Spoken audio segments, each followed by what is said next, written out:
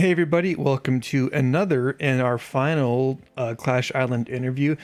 This time we're going to do something different. Somebody is going to be interviewing me, so I'm going to let him introduce himself right now. Hi, so a lot of you might know who I am. My name is Shaneicus, aka Shane H, and you might know me for a very big video that trended in 2020 and led to a bunch of podcast episodes where I interviewed Jesse himself. I am now a streamer, filmmaker, and basically I am now making my debut as the executive producer of Clash Island. And because I'm in that big of a role, I thought, you know what, yeah, let's actually give Chester the interview for once. Yeah, I'm the one who did all the animation, did all the writing, did a lot of the work, and now we get to hear my side of all this shenanigans. Because it's a doozy. It's an absolute doozy. So I'm going to first start off with the question, how did Clash Island come about? How did Clash Island come about? So Clash Island came about when I was hanging out with my buddy Matt. And we were walking to go get some food, or mainly I was going to get some food. I had ordered some DoorDash, and instead of having it delivered to me, if it's cheaper if you go pick it up. So we were walking to go pick it up, and he was asking me about how Osuke Island was doing and, you know, asking in general about it being on YouTube. And I went on this big tangent about how it can't be on YouTube because of like the name and the characters in it and such, and how I was annoyed about basically how the webcomic wasn't really getting that much attention, and I was being a real curmudgeon and I was whinging a lot, as the British would say, whinging. And I was just being angry, and I was telling him like, yeah, if I wanted to make something that could go on YouTube, I would just take a bunch of famous YouTubers, throw them in total drama and do it that way. And he said, well, why don't you? And I said, well, that sounds like selling out. And he's like, well, it actually sounds like a good idea. You can make it about like internet culture, and you could make it about, you know, streamers and their culture and the drama around them. And we all know nowadays there's no lack of drama around that. So as we're going to get into this. Yeah, so I told them like, I'm probably not going to do that, because if I was to do it, I'd want it to have meaning, and I'd want to not just try and piggyback of other people's popularity to make a series. I want them to pick up based on my own hard work and my own ideas and the own characters I create. But then the more I thought about it, the more I kind of just started to brainstorm the idea of, you know, if I was to theoretically do this, who would I put on the cast? And I started to brainstorm it, and I started to think about all the stuff I could do based around that, and then it just kind of developed into an idea that I liked. Yeah. But the main thing was, let me just finish. But the main thing was I wanted it to have meaning. So every time I write a series or a season, I always think about, what does this entire thing mean? At the very end of the season, what will the audience have kind of learned or come to understand? And I finally figured that out, and I was like, okay, well, now that I know what that is, I can mold that using these characters. And then I ended up coming up with, I think, a pretty good groundwork and idea for the season that actually has meaning. And that's why I decided to go with Clash Island. Well, that's the thing, isn't it? Because obviously, over the years, you did have different projects, obviously from the Jesse Ilg story, Osuke Island, but obviously you had that But With Heads with Fresh, which also happened with a bunch of other people. Obviously, you're now coming back into this, and you are entering into a new space which is filled to the brim with new fan projects, with everything else. I mean, in general, the whole consensus that probably a lot listening to this podcast are going to be wondering is, what exactly are you bringing to the competition? Do you know what I mean? What is this big pizzazz that you're going to bring? What's the big pizzazz? That's a very good question, because when I first did Osuke Island, the Osuke Island episode 1 that went on YouTube, there wasn't really many people that did animation like I did. And at that point in time, I'm not sure how much Odd Nation was doing back when I released the episode 1 for Osuke Island, but I don't think their animation was quite up there with what I was pulling off at that point in time. Yeah, but what do I bring that's different? I think what I bring that's different is professional animation quality. I know most of the people that do it nowadays, like Odd Nation and Reality Resort or the Reality Project, they have animation that's fairly okay. It's not bad. It's good. There's a Monty Ohm saying, which is you'd rather have bad animation than no animation, and that is not a attack on them. Yeah, I've exactly. offered my I've offered my services to Reality Resort to help them animate. I reached out to Cove personally, and he did not get back to me. And I applied to work on their show, and I haven't heard anything. So, what I'm going to bring is just, I think, overall better animation. Over the course of these interviews, I've been told that my writing is some of the best writing these voice actors have ever read, Oh wow, nice. and that's something that I have a hard time coming to terms with, because I tend to think that my writing isn't that good, or I'm not proven as a good writer yet. But almost every single one of them has said that the writing is good, so by force of opinion, I am entitled to believe that my writing is somewhat okay. I will still never say it's okay, but what I bring is definitely this knowledge of all these online content creators and a greater understanding of sort of like the online culture around streamers and YouTubers, and how I can bring comedy and parody into that space. And in comparison to other projects, I think I'm a bit more versed in my skill set when it comes to content creation, such as the animation and writing aspects. Exactly. Yeah, exactly. And the thing is that you're coming into a world now, obviously, as we have said, which is rather getting oversaturated. The thing is that I knew you way back from like the very second podcast that I ever done, which was the Shaneicus podcast.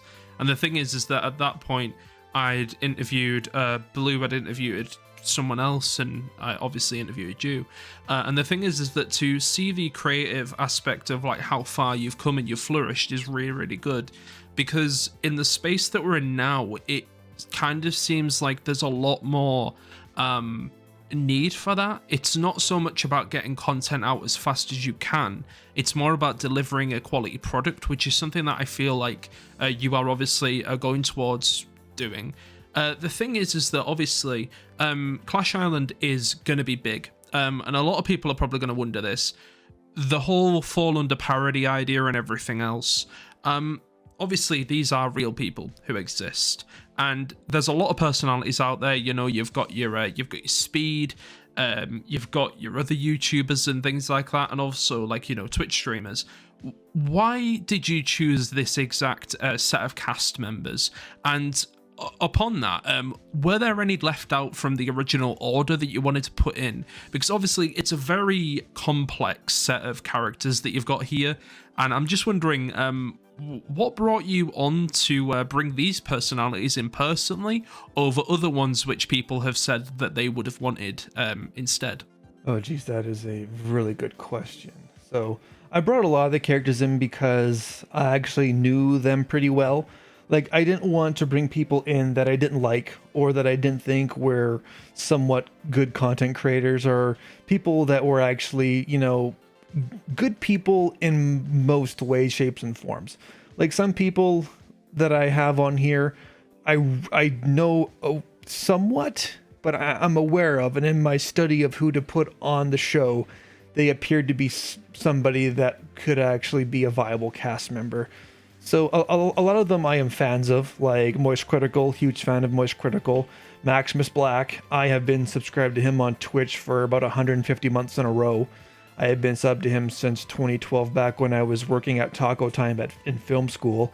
I would watch him in his streams when I was out on my lunch break, him playing like, you know, I want to be the Boshi, I want to be the guy, and, you know, Dark Souls, and watching him stream those games, especially StarCraft 2, because he was a huge StarCraft 2 streamer.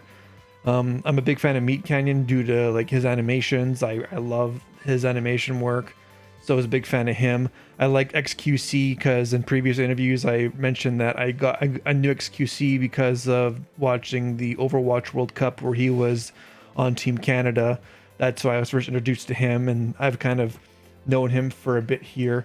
I didn't really watch people like Saikuno, but I remember watching Witch Critical play Among Us back during COVID, and they had their big, you know, streamer get together where they had like Pokey. I think they had Pokey, Saikuno, Charlie, Witch Critical. They had XQC. They had all these people doing this big crossover, and like watching Among Us is kind of like, a little bit like watching a season of Survivor. Yeah, There's lots exactly. of debate, argument, competition, and watching them interact, and that in that way maybe get them all together and have them become part of the cast. When it came to Saikuno, originally I had Disguised Toast in that position because when I was watching the Among Us gameplay from Charlie's perspective, I thought it was Disguised Toast talking, so I had him on there. And then upon further review, it was actually Saikuno who was the one who was doing the speaking during a certain part, and I really liked his way of like manipulating people, and I was like, I'm gonna change it from Disguised Toast to Saikuno. Yeah.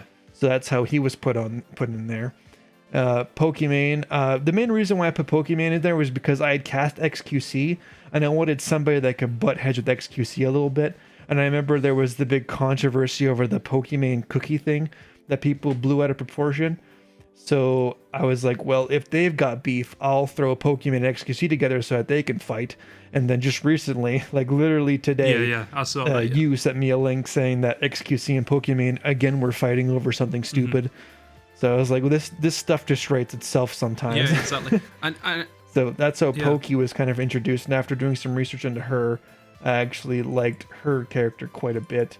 And let's see who else. Iron Mouse. Yeah, I threw Iron Mouse in there because obviously I did the first kind of like Clash Island video with her and Connor, or Sea-Dog VA, in it.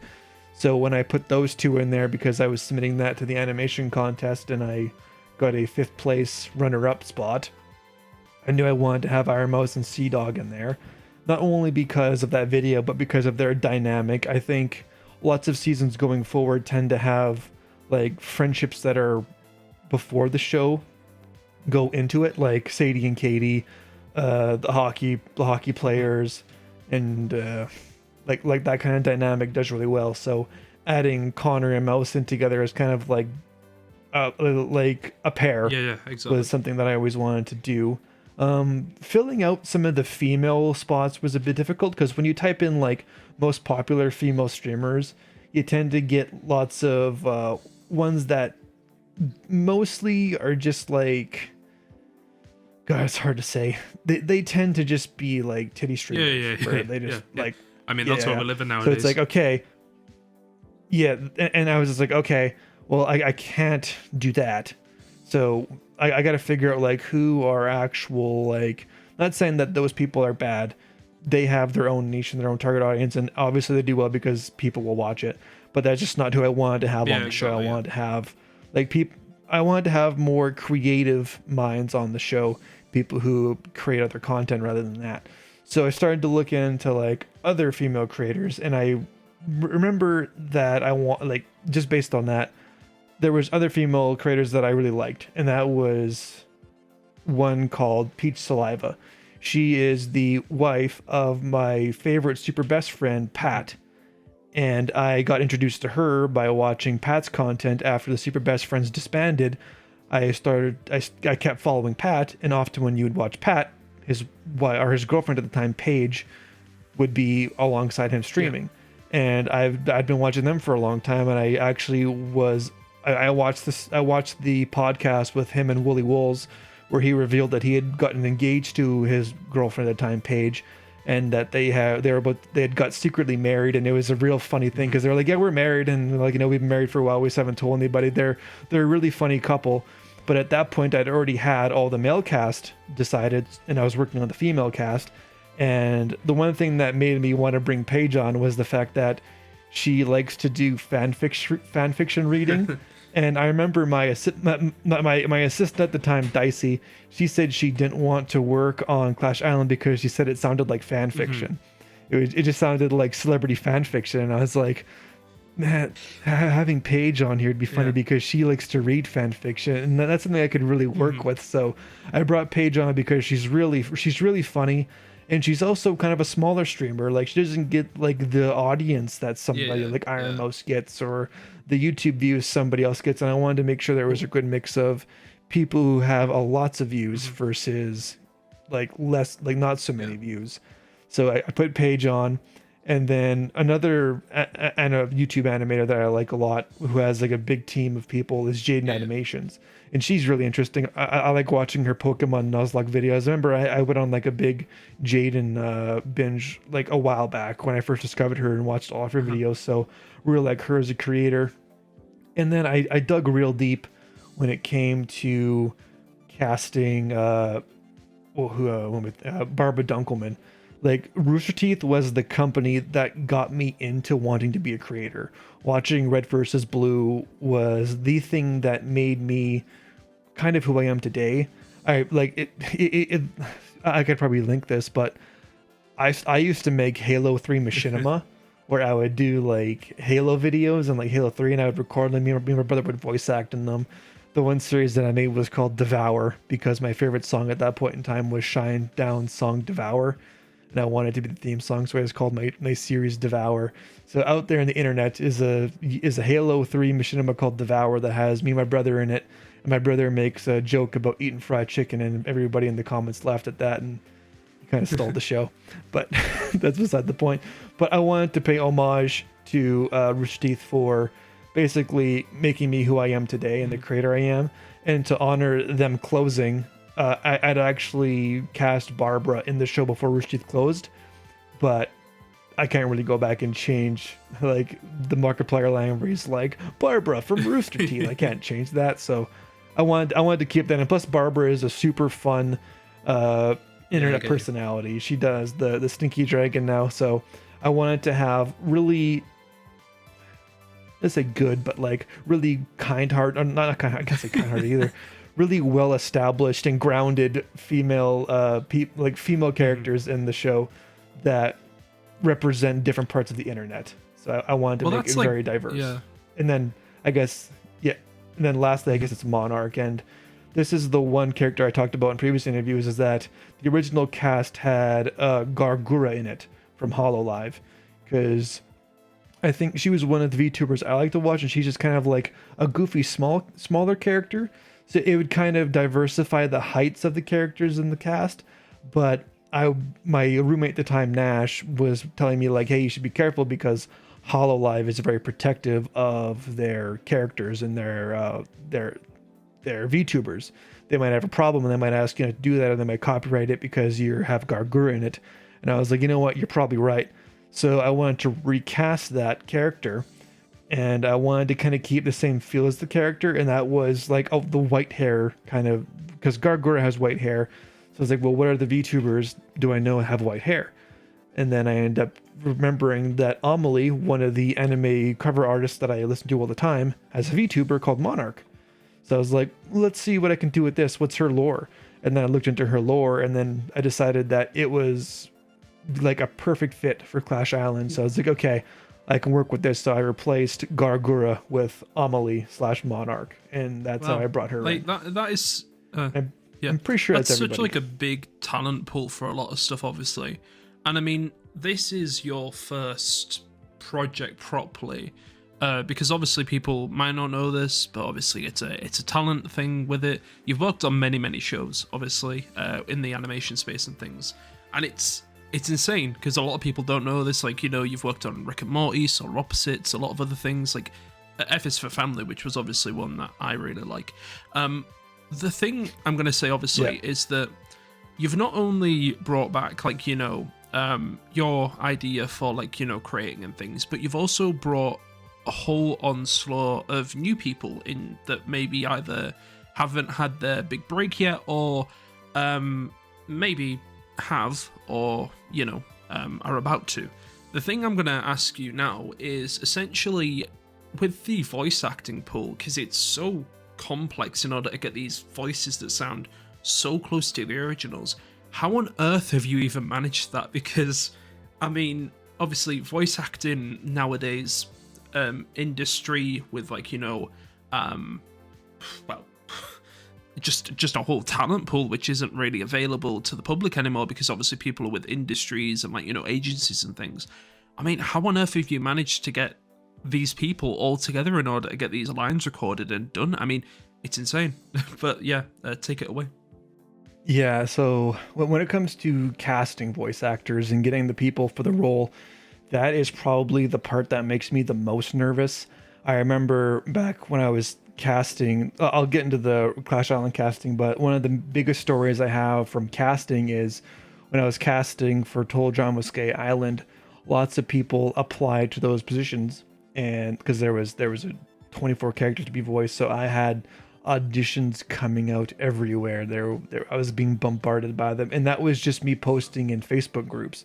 But this was like peak COVID, right? So everybody's like starting to work from home, and I remember there was one person that auditioned, and she auditioned for Vanessa, but she's a voice actress for Wow. Blizzard Entertainment, and she was gonna work on the project for free because she liked the idea, she liked the writing, and she wanted to be a part of it. But she had to run it by her agent first because she was white and she was going to be voice acting an African American character.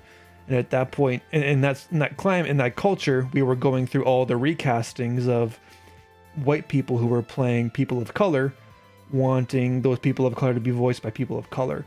So she said, let me run it by my agent, let me run it by Blizzard, see if they will be okay with me voicing this character. So he came back to me and said, no, we're not okay with you voicing a person of color. And I was like, okay. And she was like the perfect voice for Vanessa. And I was like, shit. I remember like when I got that email, because like she was the best person for Vanessa at that point, and I wasn't getting many of them. I remember I was sitting at my computer desk, and when I got that email, I got up and I just took my head off and threw it on the floor and yelled, fuck. Like, because it was like the perfect voice, and like she couldn't do the role. So I was like, fuck, this sucks. And so I put my nose back to the grindstone, and then the voice actor for Chief pulled me right back in. He said, I go to a voice acting course. I'll see if anybody can like is interested in these roles. And then he went and found somebody at his voice acting class that applied and was brought over, and she ended up voicing Vanessa. And she was like, if there was a more perfect replacement for the first person that I wanted, she was like even better. So like, I was mad at the moment that you lose like the person you think is the voice actor, but at that point somebody even better came in, and she was a person of color, so it was perfect. There was no like weird stuff I have to deal with. I was like, great, awesome, perfect. This solves all of our problems. So she came in and she knocked it out of the park. But when it came to this next casting call, because I had done the first one, I knew kind of like what was going on, but the online environment for voice acting had changed. Because we were out of COVID. We were like just getting out of it in 2023, 2022. We were kind of getting out of it. People were still a little bit edgy, but we were getting out of it. So with this time when I did the casting call, I put it in the usual places, and I didn't get as much. So I started to research like other places where I could do casting calls, and I started to really dig deep and do my research, and I ended up finding Casting Call Club, which is where people post projects, and voice actors will apply to the projects that way. And I was like, okay, I didn't have this resource before. I didn't know about this. So then I posted it there, and a lot of the people came from there, and like a lot of them did, which was nice. And it's so much better environment because it's full of voice actors who are looking to be voice actors, and the submission system is just way better and way easier. And the casting for that was interesting because there was a bit more submissions. There was still quite a low amount, but I was able to get a lot more auditions from people who were like kind of semi-serious about doing it. So I wasn't like disqualifying a lot of people based on like their audio quality and stuff like that. It was more so like who is best for the role now. Yeah, And I mean, obviously, it was just so much. You are in an environment now of where it's took well over like nearly 5 years in order for us to get over all of like the COVID stuff that happened with like, you know, voice acting problems and things. And obviously, I mean, the industry's only now getting to the point of where like, you know, people can just earn really a living, because obviously you had the protests, you had a lot of other things, and it's just, obviously with you must have been biting your nails at that point, because obviously, I mean, where's the talent if like, you know, there's no money to be made? And that's kind of like the same with something I'll get on with later. But obviously, like, yeah, I mean, it's insane that you ended up pulling all these people together. And they're from all different walks of life, all different everything else. But obviously, with the production, and I've heard the voices, they all they're all pinpoint. Do you know what I mean? And that is that sense of quality that you were on about before. Yeah, and that was the biggest thing with casting, is they had to be pretty close to who they were going to be cast as. And there was a whole string of new challenges with this one because Casting Call is a global website, and a lot of the Facebook groups that I was advertising in were like English only or Canada only or North America only, or very few people from Europe were in them. I ended up, when I did the Oskay Island, a lot of them were from North America or the Americas. But when I did this one, I had two of them that were over in Europe.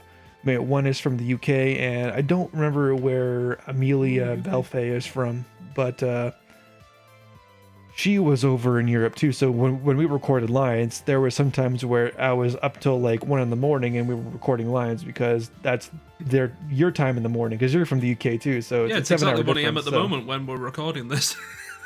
Yeah, so except I made it backwards, where I would be up late at night and they would just be waking up. So yeah, there was definitely more challenges, but it was worth the challenges to get the perfect voice actors for every single role. And it was definitely a search for quality and somebody who could genuinely voice that person, and I could believe they were voicing that character. So yeah, that search for quality is just crazy hard, but I'm glad there are people out there like my current voice cast who take voice acting not pretty seriously, but they want to be good at it, and I appreciate the effort they take into becoming phenomenal voice actors.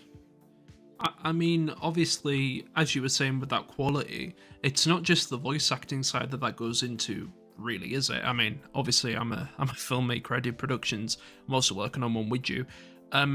It's the thing of where it's that piece that's in the pie, and it's not just voice acting. It's the pre-production and the production stage. And I mean, obviously, last time that we saw you, it was 9 months ago. You'd posted the Monarch video. How long exactly has it took you to get this all animated and done? Like, obviously, because this is it's a fresh pilot to be pitched towards a studio or just to be put on YouTube. I mean, how long has this took? Because it must have took a long time. Oof, yeah, that is a great question. So I think it was very late 2023 that I was just finishing up working on a movie called Glisten and the Merry Mission. And this was when animation jobs were starting to disappear. So I knew that I was going to be out of the job coming up. And I figured if all my resources wouldn't be able to find me something, I would have to make my own job. So when I decided to make Clash Island, it was for that reason. Sorry, can you repeat the question? Oh yeah, no problem. So it's basically like with the pre-production and production, it's basically like, how do you feel like it has gone so far? Because obviously you've produced a pilot, which will be airing on the 14th. But how do you feel like the production's gone with that, including pre-production and production? Oh yeah, so we were talking about how long it took. So just for the time frame, it was about the end of October I started to get everybody together to get this started. So I would say about October of 2023 is when I first started to actively get this on the roll, like putting out casting calls and stuff, because I knew I try to overlap things. So when I'm looking for voice actors, at that point I'm already like, designing the cast and building the characters, and I'm kind of like multi-layering production, but I'm wearing like 1,000 hats at that point. Like, I'm casting director, so I'm answering emails, I'm booking casting times, and then I'm going to my paper and pencil and drawing. So that was most of the pre-production. I think me and the voice actor from Voice Critical, Red Rage Knight, when we recorded his interview, that was on February 5th. We looked at the last time we called when we did the live direction for doing his lines. That was on February 4th. So it was a year ago and plus 1 day that we recorded the lines. So that's how long that took. Yeah. And Yeah, and it's crazy how long it does take, but I'm doing it all by myself. Yeah. So it's expected when you're doing everything by yourself. And when I'm multi-layering all these auditions and stuff, I'm taking that time to, like I said, get the character designs done, Yeah, exactly. get them colored, get them looking nice, and then doing the builds. And doing the builds was pretty huge because when I first did the Osuke Island cast, I was a really shit character builder or a character rigger in Harmony. And then since the years had gone by, I had done more character rigging roles on shows, and I had just gone off one before I actually started doing this, and that one gave me like a bunch of insight into how to actually make character rigs really work and do really well. And I was able to study an actual manual on character rigging. So I went into Clash Island having all this way better knowledge. So I was able to implement that into these current builds, which made things a hell of a lot easier in pre-production and probably sped things up by like 5 months just based on how well the builds were. Because let me tell you, the Osuke Island builds are trash, and that's why I am redesigning all the characters while I am rebuilding them for that as well. But yeah, for pre-production, it's just trying to juggle like a real job in this fan project was so difficult back in the day because like I ended up in January of 2024 working at a bowling alley. I remember that. And I'd be working at the bowling alley, coming home, working on the show, being tired, going to bed, waking up, going to work at the bowling alley, and then trying to juggle a full-time job while trying to do this, and it was just extremely slow. And then during pre-production, I ended up moving from one province to another. So that was fun. A great like 1 month delay in production because I had to move, get everything packed up. I think I was working on the pilot all the way up to like 2 days before I had to pack up my computer and get it all that done, because like the last thing I packed was my computer. It was literally the only thing. Like my apartment had like no couches, no nothing. Only thing that was in my living room area was my desk, computer chair, and my computer. So I was working right up to the move date. But and then I had a seasonal job, and I was still doing the same thing. I was going to work at 8 a.m., coming home at 4, going to the gym, doing my daily life, and then coming downstairs and working on the pilot. And when my seasonal job ended, I was able to go on unemployment, which is what most seasonal workers are supposed to do. You go on unemployment until your seasonal job comes back. But when you're on unemployment, you just sit at home and kind of do nothing while you look for a new job or wait for your job to come back. So I was like, I'm going to take that time to get this pilot done. 2 weeks after I was on unemployment, I got the entirety of the posing on Clash Island done, which is also storyboarding. I got the audio locked in. I got everything locked in. And then it took about 2.5 to 3 months to do all the animation for the pilot. And that includes going in, doing revisions, and getting everything finished. So if you get me like alone doing this full time, it's not going to take nearly as long, especially now that all the pre-production is done, like character rigging and that, because each character takes me about like a week to make, especially if you want it done right. It takes me about a week. But now that it's all done, all that pre-production of like getting props and stuff done, especially for the pilot, is all out of the way now. So my speed and how I am able to animate is kind of well, nuts. I mean, I'll interject with that, honestly. And it's a whole thing of where, like, for those that don't already know, me and Jesse have been pretty good friends for, like, I mean, ever since the actual podcast, which I did years ago, really. So, obviously, I've kind of been in the background, given a little bit of creative decision stuff and kind of helping around. But obviously, I mean, I hop jumped and skipped at this when I noticed that there was a lot of tediousness in the communities for this sort of stuff.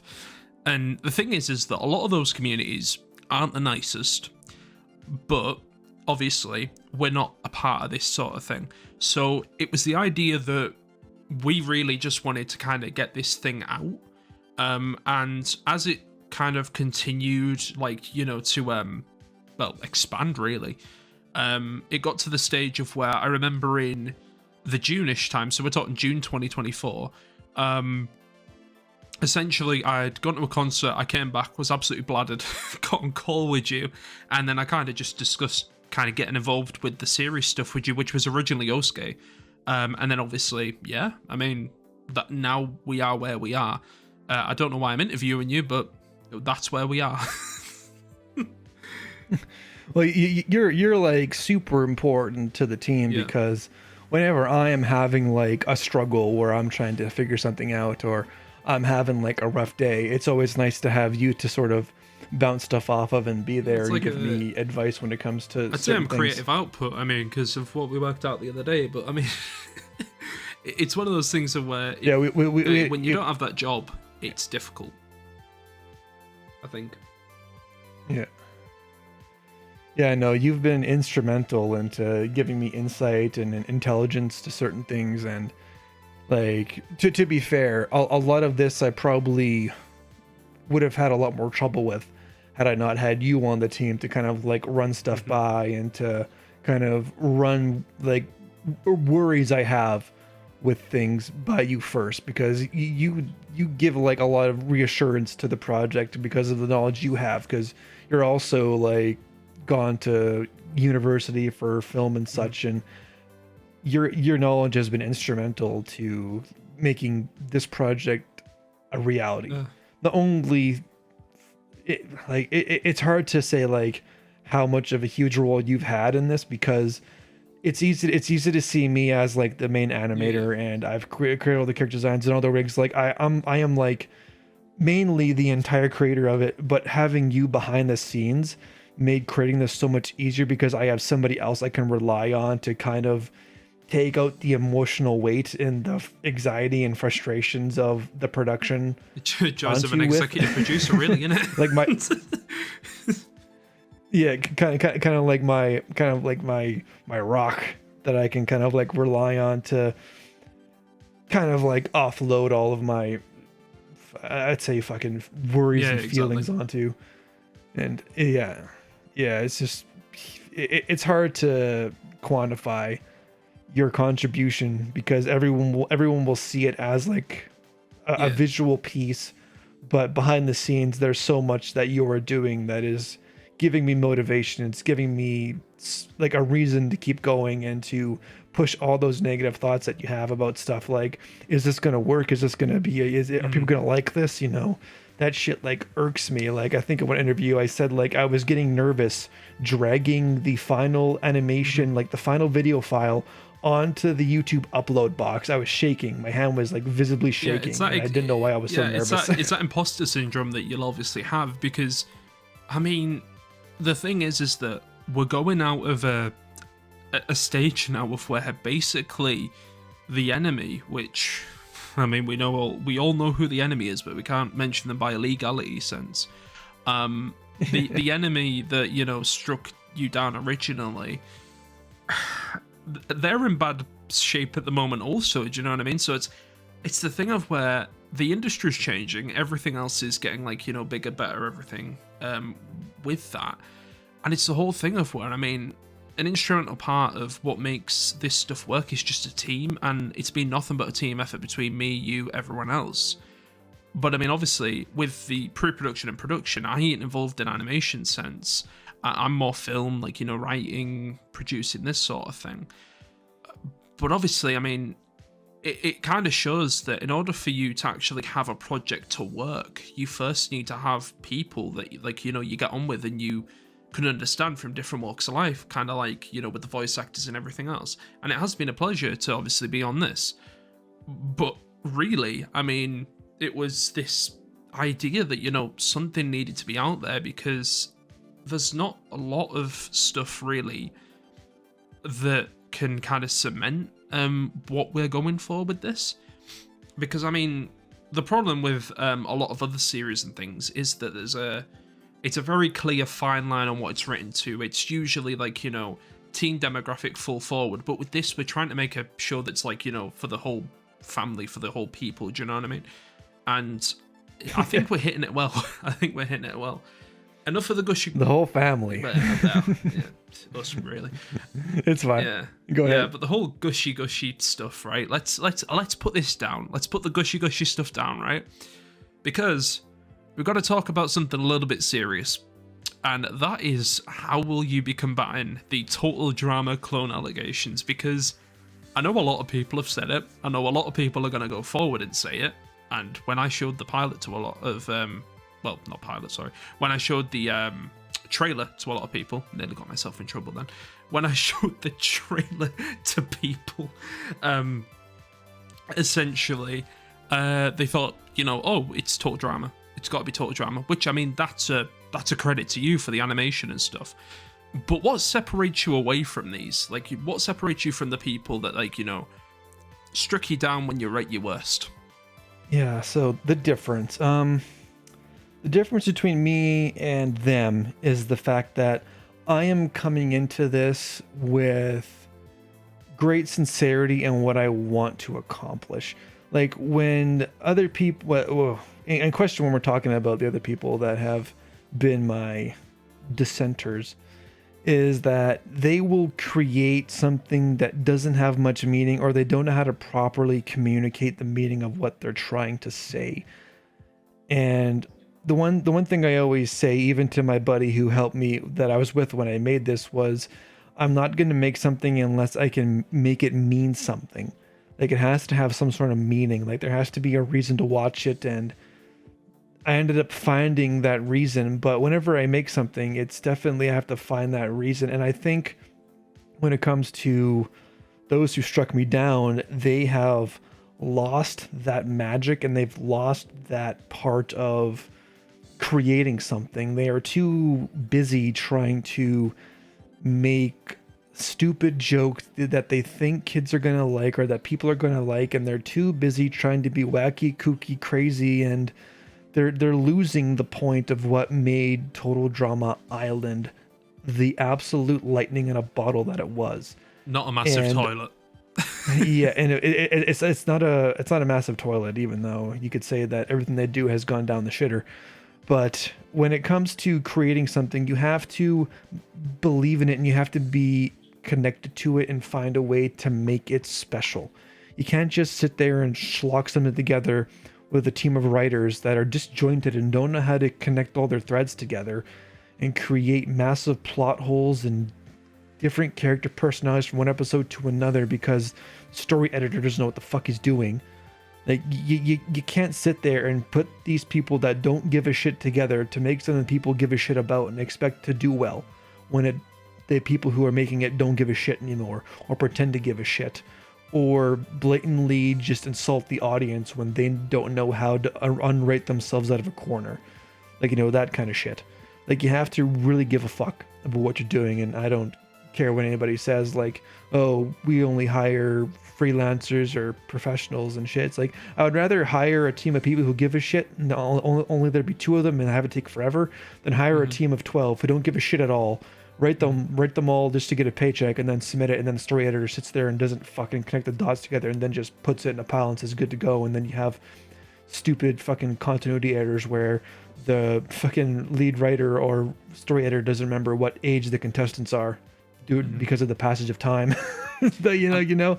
I mean, I think the irony with a lot of it is basically that, you for years tried to help them out in a sense, because obviously the whole series, it collapsed, and obviously it came back for a reboot, but I mean, there was a lot of stuff that when we were watching through for, like, stuff, because obviously it's the closest thing that we can do, that Disventure Camp, everything, because unfortunately that's my job. I've got to watch through and shovel through the shit in that sense.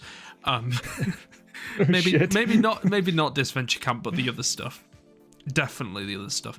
And it's a whole thing of where, obviously, I mean, we have discussed this, and there's a lot of stuff of where they took a lot of your ideas in that sense. And I mean, it's going to be bitter because obviously the thing that you're afraid of is them. But the other thing is that obviously we're creating something that is solely nothing to do with them. You can't copyright an art style. That's one thing I've always said. It's based off Powerpuff Girls. It's based off, like, Clone High. Do you know what I mean? What Todd Kaufman originally designed. We're both followed on LinkedIn by that guy. It's the whole thing of where essentially, like, I'm going to be open and honest. The big dog that's on top is now getting toppled And that's happening with Disventure Camp. It's happening with Reality Resort, us. It's happening with a bunch of other things. Do you know what I mean? And it's not this thing of where we disrespect these projects, because there's a deep hatred between a lot of people that have had to, go out their way and censor this stuff because we haven't been able to just have our voices out there. Do you know what I mean? And it's a very brutal situation when, you have a studio that was so well renowned and so well loved, and then, they do this. And it's a whole thing of where, with me, I feel like, honestly, with the series going forward, we have to have that vision of where if we aren't, careful, we fall down like they did. And it's the whole thing of where, obviously, with people who are now obviously in the space of, like, creating stuff that's in this art style, they shouldn't be attacked for just simply using an art style. And that's one thing I will say now. We're not going to get attacked for using an art style. We'll defend this stuff as much as possible, because I know that people are going to be thinking this. But it's not that we're coming for you in that sense. It's that, essentially, we just want to create what we want to create. And you'll probably say the same thing, do you know what I mean? It's not ideal. And that's the thing. I mean, I don't know.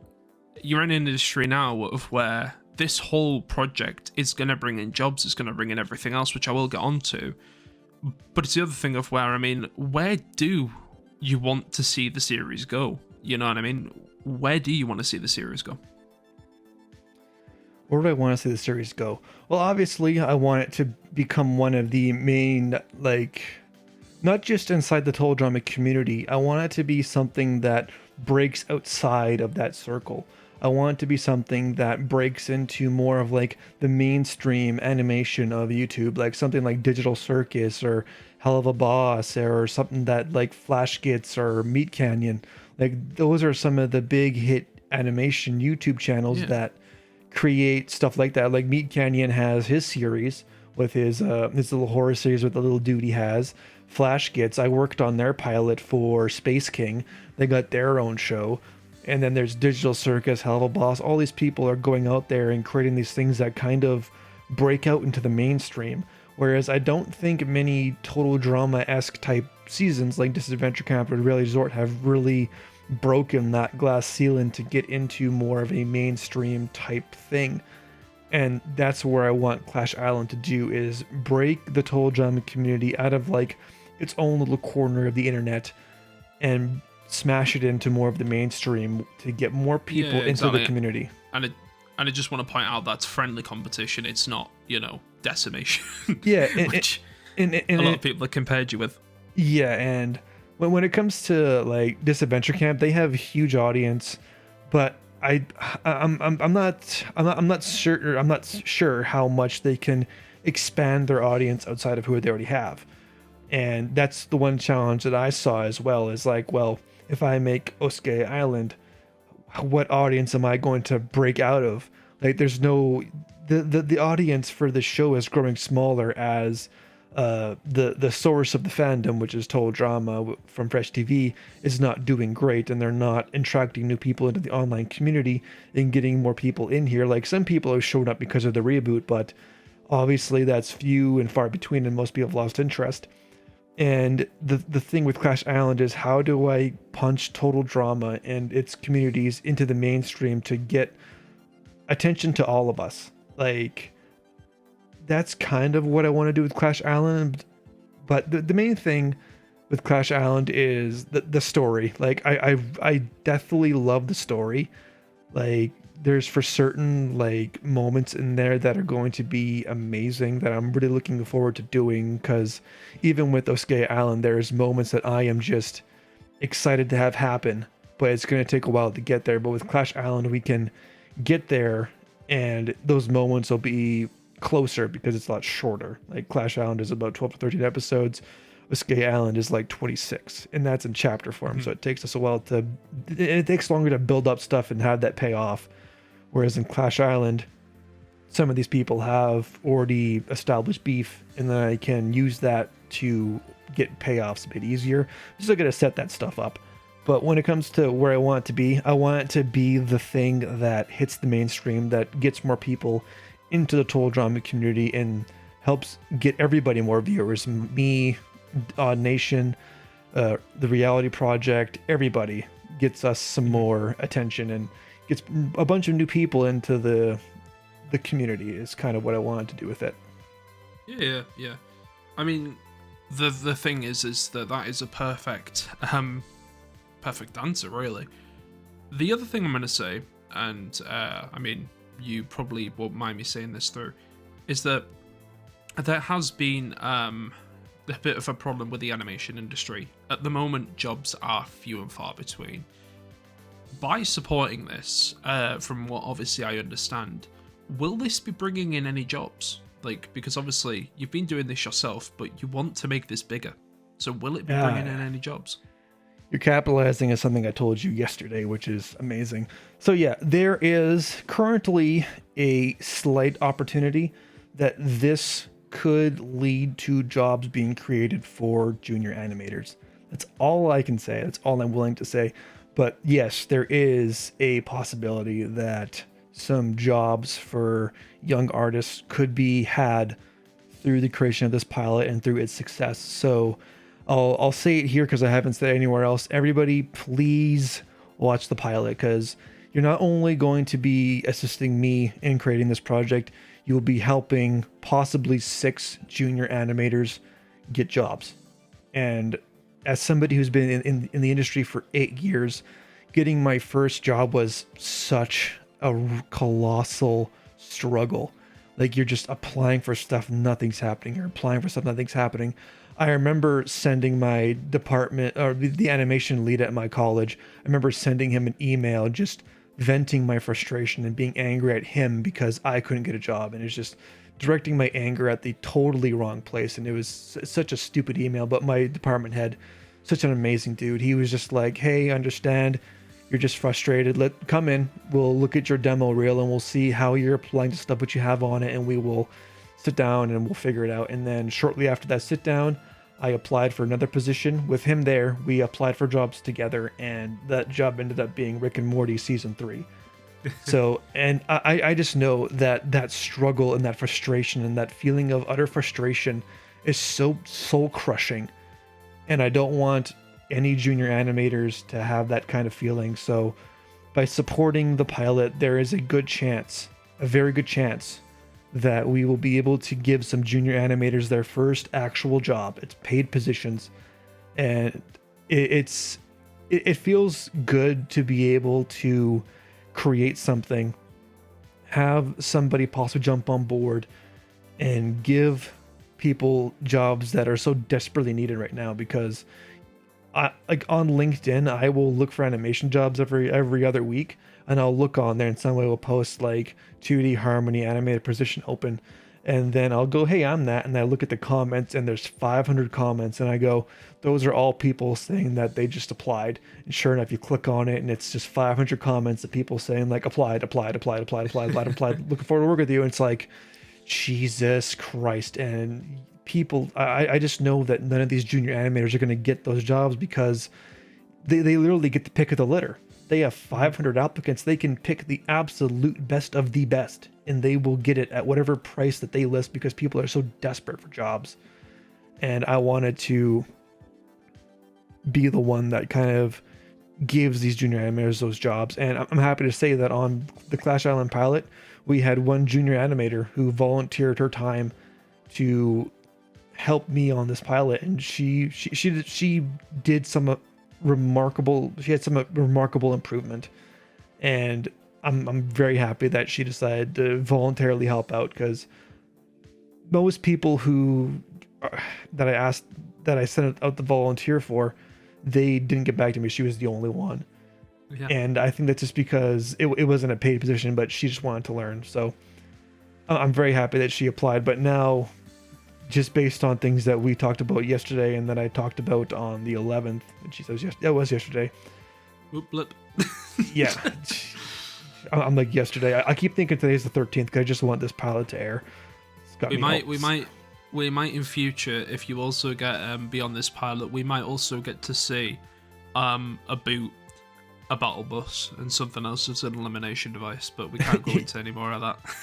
Yeah, we've brainstormed that, but yeah, definitely there's the idea that when I made Clash Island, it was me trying to make my own work, make my job being a YouTuber, make my job being creating Clash Island.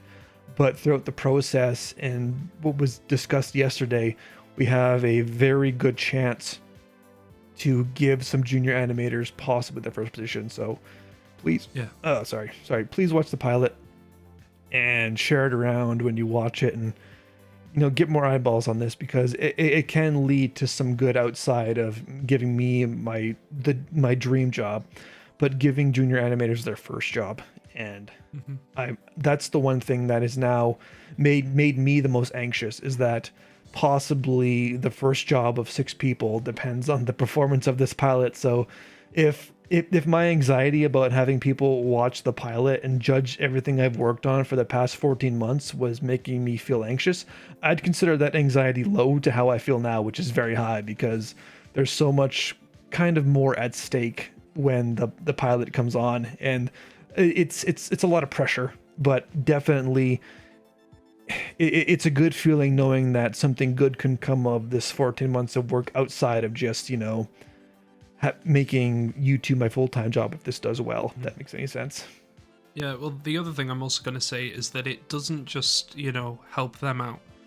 We, as a basis, really, are looking for anyone who, wants to do fan art, who wants to, promote, who wants to have any sort of interest in any of the operations of the series. You're always welcome to, ask, because obviously this is a team effort. It's not just Jesse working alone now. There's people who are involved on this now, and it's a whole thing of where, it could be as simple as someone who knows thumbnail design and can help us with good thumbnails, or can help us with this, can help us with that, can help us with the other. If you can offer your time and you want to see this thing flourish, go ahead, ask us, and I'm pretty sure we'll be more than happy to, see what you want to do. The thing is that obviously now it's do or die time, because this is going to bring jobs. It's going to bring jobs. It's going to bring people into obviously animation, and it's also going to bring people into operation positions and things. I mean, the sky's the limit with this sort of stuff, and we want to kind of say, look, it's been years since this sort of thing has been attempted. Last time it was with Osuke, and we mean something of a proper quality product. If you want to support this, please do. Patreon exists. Obviously support via, anything else really. Even just dropping a sub on this channel is appreciated. But it's a whole thing of where, if we can get this pilot to as big as what, Reunion went to, that would be amazing. Because you're not only helping us, you're helping these people who are potentially going to get their first ever, positions in this sort of job, and it'd just be really appreciated. But yeah, I mean, I think that's all the questions. I think that's all the time that we've got today. I just want to kind of say thank you for letting me come on to interview you. Thank you for bringing me out of retirement for the first time in 4 years.